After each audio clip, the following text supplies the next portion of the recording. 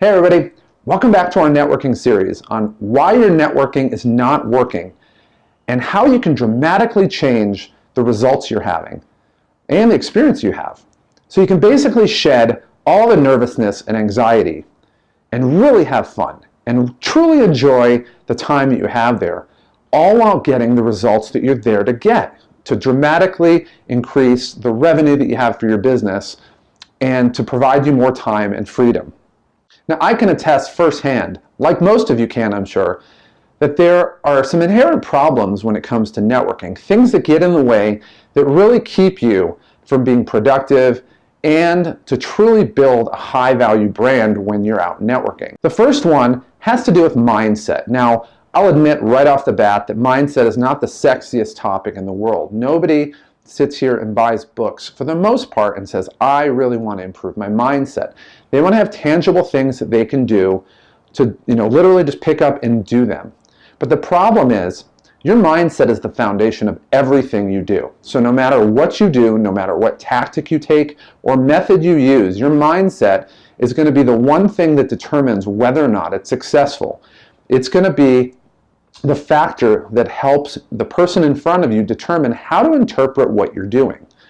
People with a poor mindset or a poor inner game, no matter what they do, they're going to be looked at as charlatans. They're going to be looked at as insincere, as untruthful. Okay, we'll just call them liars. So there's no tactic or method or idea that I'm going to share with you that if you magically just go do it today, you're automatically going to get this complete transformation on the results you're having. It's just not true. Anybody that tells you that is not being honest with you. They are a snake oil salesman and they're not to be listened to. But we're going to start with mindset today. When it comes to networking, some people go to networking events as often as they can. They'll literally just fill their day up with networking events, figuring that if they could just do as many activities as possible, that it's going to work out in the end. But the problem is that they're walking in here with expectations that are not necessarily designed for success. And so the first thing we're going to talk about is that underlying foundation, is that mindset. In the community, we have a term called the inner game. And here at the Negotiator's Playbook, I delineate that out farther and talking about how what you tell people about yourself is your top line revenue. And what you don't tell people about yourself, your fears, your worries, your inferiorities and insecurities, subtracts from what you tell people. And in the end, what's left is what people see.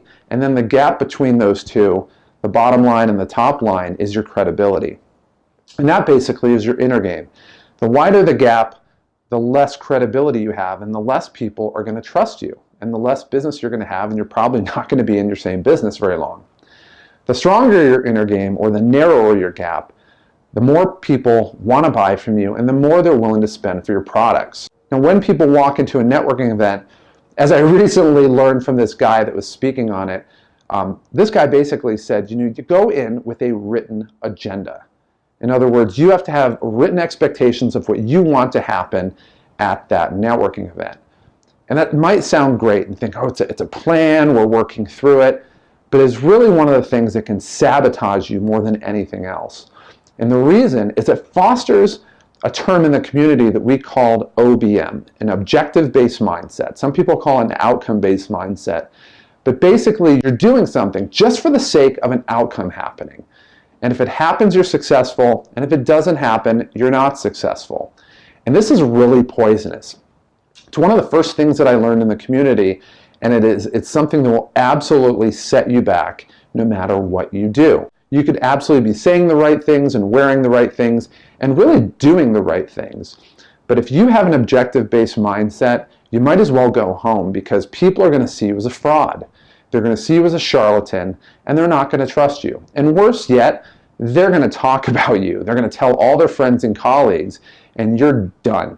I mean, so literally it'll be worse that you've gone with an objective-based mindset to that networking event than if you just stayed home. In other words, your business would have been more successful not talking to anybody than not addressing this area. The second problem that people in networking have is that you can't predict the future. You're sitting here setting an agenda of what you want to do, but if you look at your life, or really anything in the world, it becomes readily apparent that you can't predict it. Whether it's a sports score, the weather, and I live in San Diego, you can't even necessarily predict the weather, which is kind of crazy. You can't predict from one day to the next what that day is going to be like. That day could be one of the best days you'll ever live in your life. It could be one of the worst days that you've ever had in your life. Or it could have a million different permutations of things that could happen. You just can't predict it. So don't. But the last one, the last part of really trying to create that agenda or setting up a preordained set of expectations for your networking event is it really just absolutely throws you into a scarcity mindset. Now, for those who are unfamiliar with this particular terminology in the community, a scarcity mindset is basically a mindset that you have where you're always trying to conserve resources. Now, Walmart is the perfect example. They're always going to try to be the absolute lowest price on a particular type of item. And the key is a type of item, because they will lower the value of that item so that the price can be lower. And you'll end up paying less for that item, but you end up getting less. People that use coupons are the same way. They're absolutely trying to, quote, stretch their dollar as far as they can. And the reason is because they don't believe that they can get more money. They don't believe they can earn any more, and they believe that there's only a limited amount of supply of money or things that you can gain. So you have to take the things that take away from that and stretch them as far as possible. And that is a scarcity mindset, and it's absolutely poisonous because it will literally direct you, and it will have a physical manifestation in your life, meaning you'll have that poverty mindset in a sense, and it will translate into a poverty lifestyle where you're not able to afford things. In fact, if you even use the word, I can't afford it, then that's an indication right there that you have that scarcity mindset. The opposite of that is what's called an abundance mindset. And what that means is we don't really care about all the things that you have to spend your money on because you truly believe that you can make more money. Now, if you're sitting here as an employee and you're saying, well, Matt, I have a certain amount that I make per week. No matter what I do, I'm going to make X amount per week or per 2 weeks or per month or whatever it is. And so I have to stretch my dollar. That's fine. I understand that. But that's kind of a scarcity mindset. That type of setting really reinforces that scarcity mindset. Where an abundance-based mindset says, okay, this is what I have right now, but I want more. And I think the key example that I've learned from one of my mentors, he said, look, if you want to go to Paris, the scarcity mindset says, how much can I save at a given time and how long will it take me to save so I can go there? And so they do the math and you say, okay, the fastest I can get there is 18 months. And so you don't get to go to Paris for 18 months because of this scarcity mindset.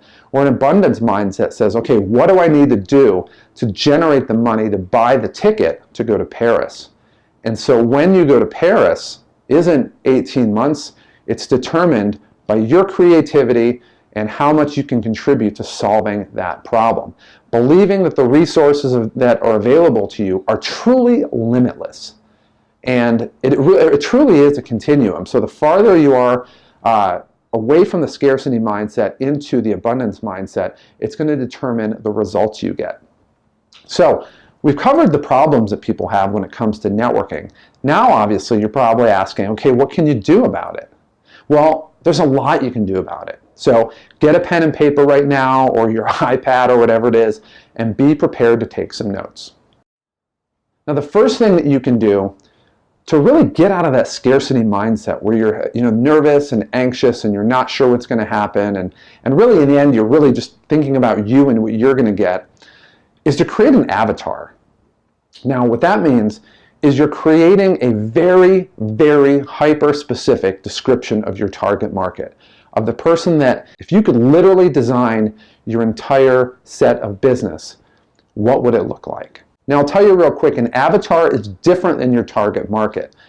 Now, your target market would be, let's say you're in insurance, people that own a home. Obviously, if you're selling home insurance, people that own a home that are making X amount per year, they're between 34 and 44, what have you.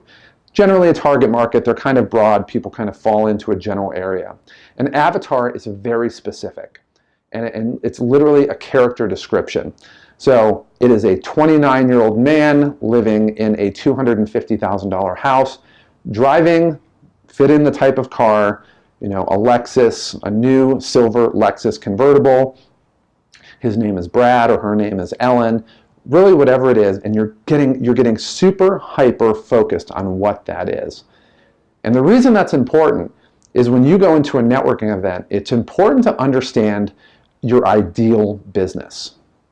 So it's not saying, who can I sign up that'll be okay? I mean, that, you could sign somebody up and down the line you'll wish you never did because they're just an absolute pain in the butt. They're high maintenance. They just make your life, you wish you just never signed them up. They're not worth what, they're bringing in revenue. Having the avatar is very important because it focuses your mind on that ideal client. And when you actually see that ideal client, it's going to match up. Now, about 20 years ago, I had interviewed with the Secret Service, and I remember the guy who ran the bureau in the city that I lived in, and he asked me, or he didn't ask me, but he was telling me, he said, Matt, for us to really identify counterfeit money, he goes, we don't ever study counterfeit money, ever. He goes, we study the real thing so much in such detail that when we see something that's counterfeit, it immediately stands out. And the reason your avatar is important and how this ties in is that when you get hyper focused on who your avatar is, when you see that avatar, you're going to see it. And when you see somebody who might be a good client in a sense, but it's not going to be somebody that you truly, truly get excited to work with, it's going to immediately stand out the exact same way. Now, the second thing you want to do is really identifying your definition of success. And this is really important.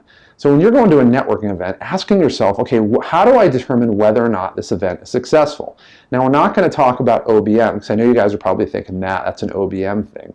But we're talking in theory now, not that we're necessarily going to directly apply it.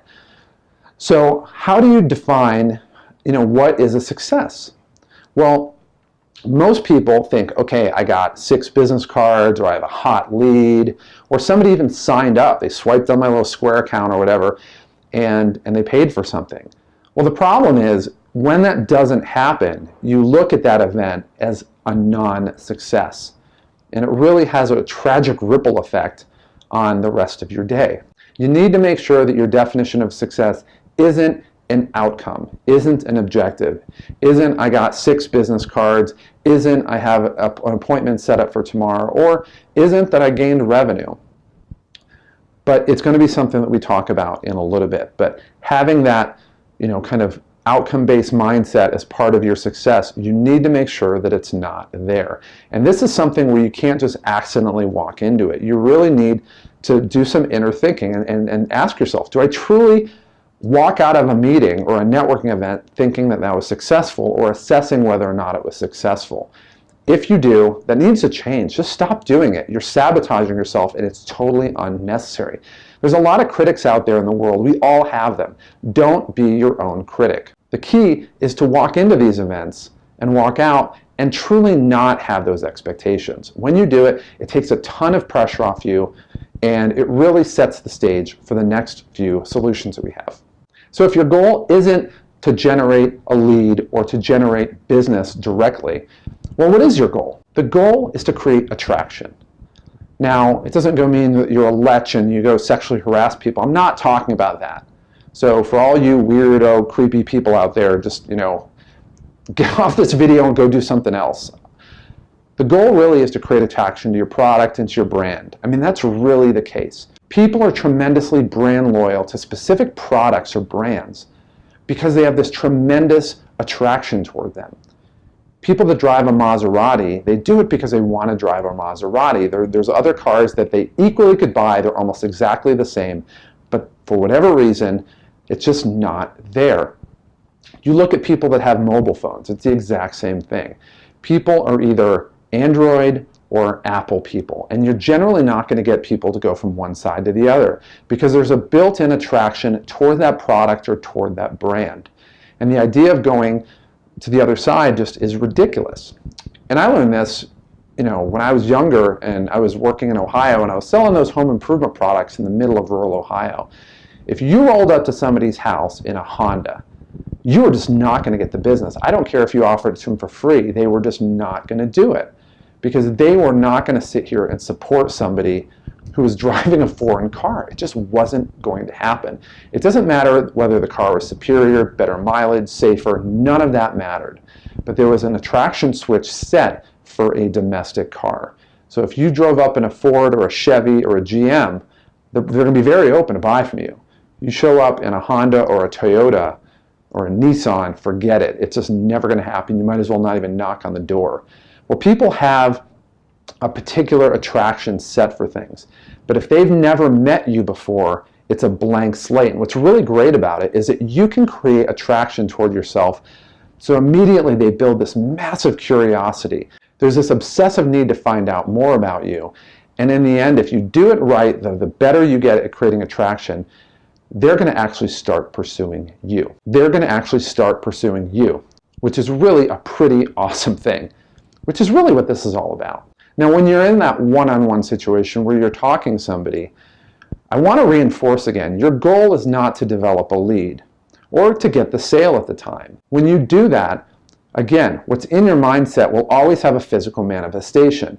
And that physical manifestation is going to broadcast for that person to see that you're trying to add them into your marketing funnel. And when you do that, they're going to be less inclined to want to listen to you, and they're going to do pretty much everything they can in the most polite way possible to get the heck out of Dodge. But to do it politely, obviously. Well, if the goal isn't to create a lead or a sale, what is the goal? Well, there's two things that you can do that are awesome, that absolutely create tremendous goodwill, absolutely create tremendous attraction, and will get you the results you want, but in a very inverted way. Now, the first thing, the best thing that you can do is to tangibly solve a problem for them. Now, it's not always totally possible, but this is your primary goal. But in order to do that, you have to do a lot of listening. Not listening so you can figure out how to sell them, but listening, just learning about them, learning what's going on, what's going well in their life, what are their pet peeves. And if you do that, as you're earning trust and you're genuinely interested in them, they're going to open up, and usually they'll share something with you. And if you have an opportunity to be in that situation and you actually get to solve their problem, it's going to be huge. I mean, you will literally have done something for free that they don't expect. It will absolutely blow their mind. And to be honest, it feels great when you can go there and know that you've made a tangible difference in somebody's life. And the easiest way to do that is to show them a threat to their happiness. And what I mean by that is, they're going through life thinking everything's okay, but there's black swans in our life that we never expect to happen that could have tremendous, dramatic effects in our life. And when you can actually share that with them and open up that threat that they had never seen before, they're going to immediately want to get that fixed. And since you're the expert that showed it to them, you can be the expert that helps them out with that. And when you do that, number one, it builds your value. And two, you're setting the stage to help somebody, but you're stripping down those preconceived notions, and they can actually start listening, learning about you, and finding out how amazing you truly are. And really, the easiest way to do all this is to learn how to develop attraction. Attraction doesn't develop itself. It's not luck. It's not just complete coincidence. It is an absolute science. It's not even an art. It's a science. There are very specific things that you can do to develop attraction. Every single person in this world is hardwired to be either turned on or turned off by different stimuli. And you're watching this right now, and you know exactly what it is. People have pet peeves. People have things that they just love, and they can't explain it. They buy a car for a certain color. They can't explain it. They buy a certain type of car. They can't explain it. They decide to move halfway around the world and live in a village somewhere. They might have a reason why, but underlying, if you really start asking questions, they can't explain it. Why do people sit on the street overnight waiting for an Apple store to open? They can't explain it. As we're filming right now, Star Wars, they opened up pre-sales, and they broke the ticket sites.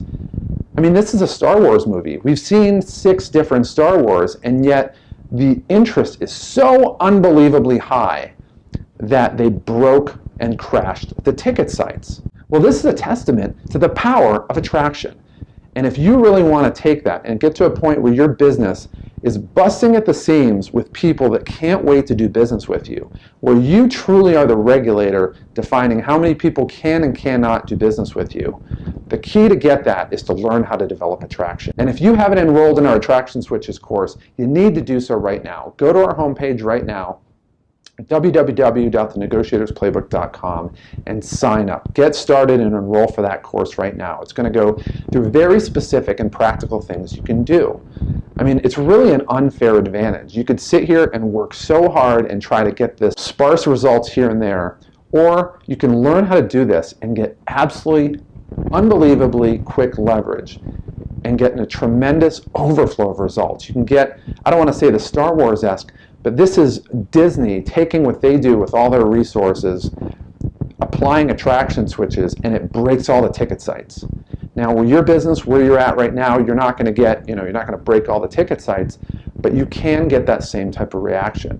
I was in a telemarketing job, and I had so many people calling me that I couldn't, not that I couldn't, I really didn't want to take them all. And so I had to kind of turn the regulator on and either hand business to other people or really have people compete, in a sense, to determine how much they really wanted to work with me. And it was really awesome. I determined my own set of business. And you can do that too. So when you go to networking events, if you want to have this type of result, if you want to really enjoy your networking events, having fun, not having the anxiety, and getting better results, it's shedding the OBM, getting rid of this false expectation that you're going to be able to predict the outcome of how things go and what the standard of success means, but also coming in with an abundance mindset. And as you apply those principles that I've taught you today, you're going to have a tremendously better result. But more than that, you're going to have a lot more fun, and you're going to probably be one of the only people there who's not nervous. And that completely sets you up. And once you see that, man, the playing field really will tilt in your favor. So stay tuned for the next episode in this series, and I'll see you soon.